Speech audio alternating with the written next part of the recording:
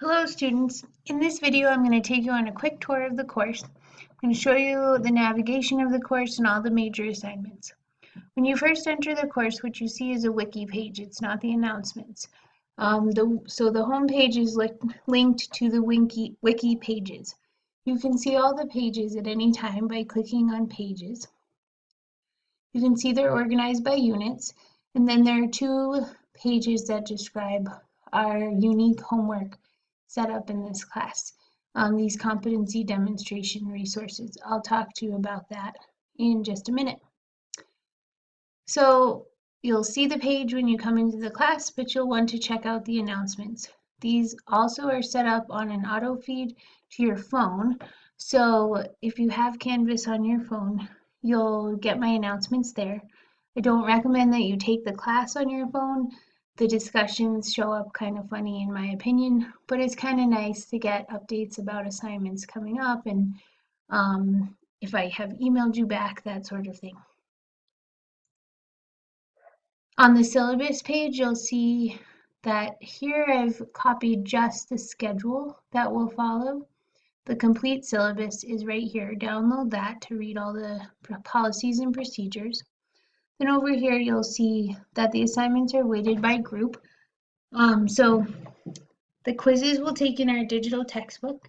We have one group assignment, the competency demonstrations, which are basically homework of your own design, and then the discussions.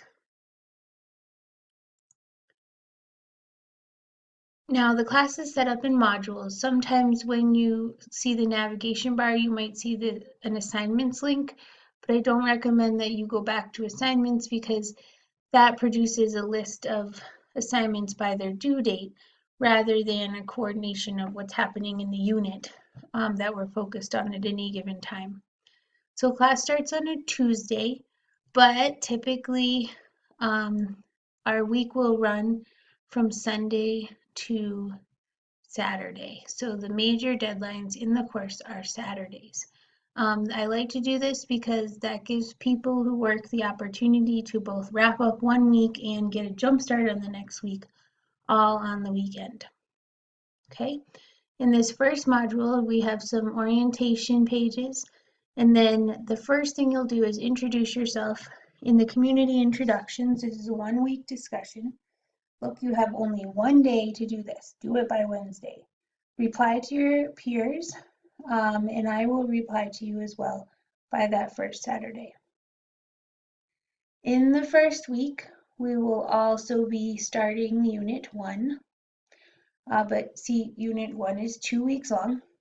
So you'll have to participate in discussion at the end of the first week. I don't recommend that you wait until the deadline in discussion because the rubric that I have designed requires you to participate 3 times a week. So if you wait till the deadline, you won't get full credit because you won't have come to discussion, which is like coming to class 3 times. So what I recommend is that you come to class at least every other day when you have your coffee in your hand or some little break period you have in a day. You only need to be in there for about 10 or 15 minutes to participate, and this really increases your learning through repetition. You'll be reading about anatomy and physiology, thinking about it throughout your day, and that will help you to deepen your learning in the course. This right here is a link to the wiki page for this unit, and I'll show you that. Now, I've got these wiki pages set up as a kind of quick learning tool, okay? So at the beginning, you'll see all this stuff, which I'll talk about in 1 minute. But if you're in the grocery line or sitting on the bus, you can be looking at these diagrams and these images that I've pasted into the wiki page to help you study in a really comfortable, low stakes way. And when people make good posts in discussion, I add more images to this list, and this is really just to help you study on the fly.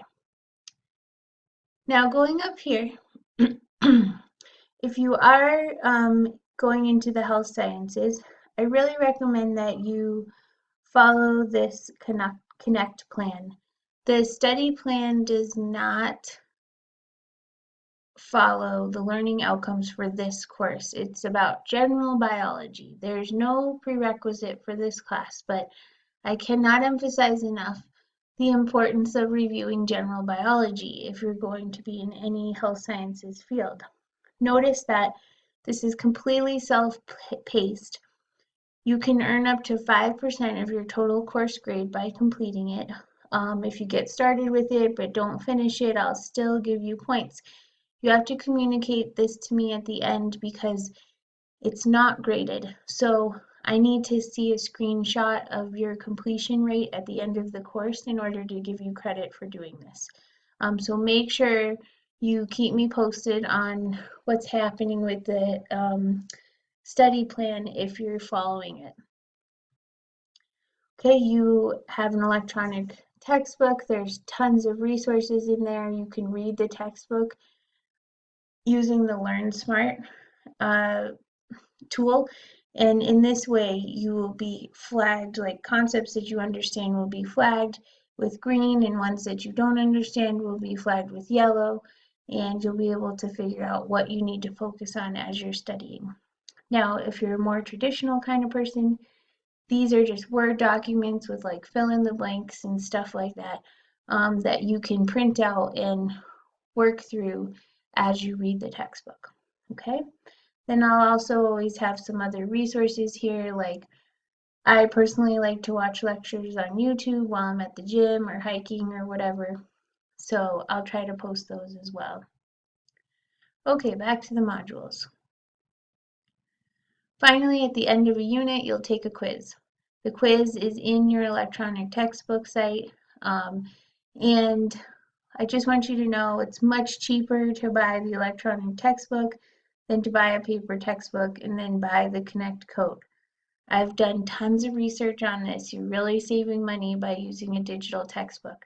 That being said, if you prefer to read on paper, you can get a late edition anatomy and physiology textbook on Amazon for not a lot of money, and all you have to do is just key into whatever unit we're working on, like cells or cell metabolism or something like that. If you've ever taken a class with me, you know I'm no stickler for deadlines. You know, you're adults. My main focus is you and your needs, and I don't want you to be stressed out, okay? If your child has a Little League championship on Saturday and you miss this deadline, there's actually no penalty for it. The quizzes are not locked at midnight on Saturday. That being said, be smart and respect that I'm treating you like an adult. Don't save all the quizzes for the end. Do them in a timely fashion. Organize your schedule so you have time to take care of this. This class is not a super rigorous class according to students who have taken it before. It really gives you the opportunity to focus on what you care about. And by doing that, you'll be motivated to stay on top of these deadlines. This is the census day, so after 2 weeks you could drop the class for a refund, and that also lets me know who's staying in the class so I can assign the group assignment. Now, the group assignment is concurrent to the beginning of the next unit, but we have just a discussion here that's not graded. I want you to use this discussion so you can talk to your group mates, find out who's going to do what work, what topic you want, etc. Let me show you this group assignment. Notice it's worth 60 points, okay? Big part of your grade, just one assignment. I'll assign the groups on June 13th. You will not be permitted to work alone. Do not drag your feet. I'm not going to say yes to your plea to work alone. Part of living life and being a professional is having to work with other people. And that's one thing that we lose in the online environment to some extent. So doing this group assignment is important to your professional skills. Once I've graded the first submission, I'll change the deadline and you'll be able to revise it. So by the end of the revision period, most people get full credit on this assignment. Use the rubric as a checklist so that you can know what it is that you need to include in the essay. There are 3 topics. The first one is about this Tuskegee syphilis project, this historic account, and there are questions at the bottom or throughout the case study that you can use to help frame your essay. The second case study also has questions. This one's about teen pregnancy. The third case study about genetic diseases does not have questions to frame your outline. But here I've put some important bullets that you'll have to cover in your narrative. Remember that these are essays where you both describe your personal opinions about the topic and deliver biological information. So you have to have both an explanation of the biology of whatever the case study is about and reflective statements about how you feel about these choices in our society. Okay, going into Unit 2, same thing, always a discussion and a quiz and a wiki page. Then after we get through with the group projects, we'll start talking about our competency demonstrations. But just to give you a sense of what it is, the competency demonstration are 6 20-point homeworks that you design, okay? So I've had students who work at nursing homes like make brochures about healthy living with aging. I've had people who live in the mountains write up essays about altitude.